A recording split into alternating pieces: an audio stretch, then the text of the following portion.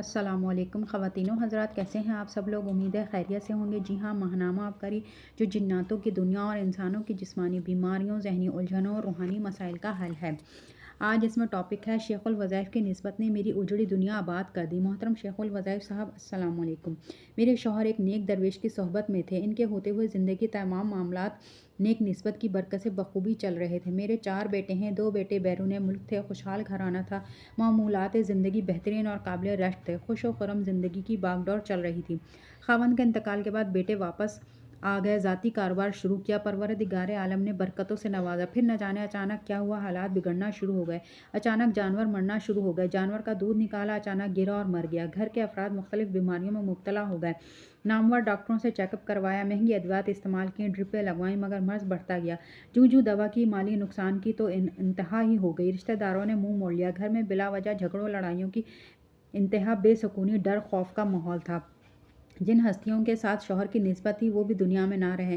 میں چاہتی تھی کہ اللہ کے کسی ایسے نیک بندے کے ساتھ نسبت ہو جائے جو ہمیں سچی راہوں پر چلانے کا ذریعہ بنے اور ان کی نسبت کی برکت سے ہم رنگے جائیں، مسائل حل ہو جائیں۔ اس دوران عبقری کے ذریعے میرا شیخ الوظائف اور تسبیح خانے سے تعارف ہوا۔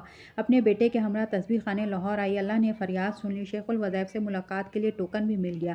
آپ کو اپنے مسئلے کے متعلق آگاہ کیا تو آپ نے تسلی کے میٹھے بول دیے، توجہات اور دعاؤں کی برکت سے نوازا۔ اس دوران میرے بیٹے کی طبیعت سخت بوجھل، ہر وقت خوف و ہراس کی کیفیت، خودکشی کو دل کرتا تھا۔ بیٹے نے ہمت نہ ہاری اور ٹوپی میں کہف قطمیر لکھا۔ وظیفہ لا حول ولا قوت الا باللہ العلی العظیم کثرت کے ساتھ پڑھتے رہے۔ تھوڑے ہی دن گزرے تھے کہ وہ بوڑھا جادوگر فوت ہو گیا۔ ٹھیک اسی وقت ہمارے گھر کی دیوار بھی گری، مگر الحمدللہ بیٹے کی جان بچ گئی۔ پھر پورے محلے کے لوگ پوچھتے تھے کہ کیا پڑھا جس سے جادوگر سے نجات ملی۔ اللہ کا لاکھ لاکھ شکر ہے، اس دن کے بعد حالات سازگار ہو گئے۔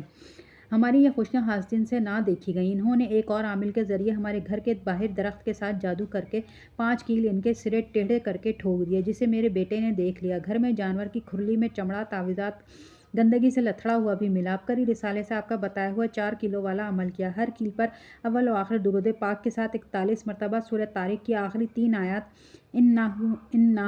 اِنَّهُمْ یَاکِدُونَ کَیْدًا وَأَکِیدُ کَیْدًا فَمَہِّلِ الْکَافِرِینَ أَمْہِلْہُمْ رُوَیدًا پڑھ کر گھر کے 3 کونوں میں 3 کیل لگا دیا اور اگلے دن چوتھے کیل کونے میں بھی کیل ٹھوک دیا۔ اسی دن خواب میں دیکھا کہ درخت پر کیلوں کے ذریعے کیا گیا جادو کا سخت وار بھی ختم ہو گیا ہے۔ الحمدللہ آپ کے بتائے اعمال اور نسبت کی برکت سے حاسدین کو منہ کی کھانی پڑی۔ اب حالات الحمدللہ بہتر سے بہتر ہو رہے ہیں۔ نہ گھر میں کوئی خوف ہے، ہراس ہے، نہ لڑائی جھگڑے۔ جو رشتہ دار دشمن بن چکے تھے خود چل کر ہمارے گھر آئے، جو حاسدین تھے اب معافیا مانگتے ہیں۔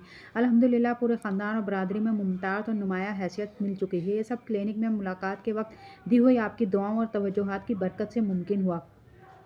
پروردگار عالم آپ کے اس فیض کو جو عبقری تسبیح خانے کے ذریعے پھیلا رہے ہیں پورے عالم میں عام فرمائے اور آپ کا سایہ ہمارے سروں پر ہمیشہ سلامت رکھے۔ تو خواتین و حضرات، آج کے لیے اتنا ہی، ملتے ہیں اگلی ویڈیو میں۔ اللہ حافظ۔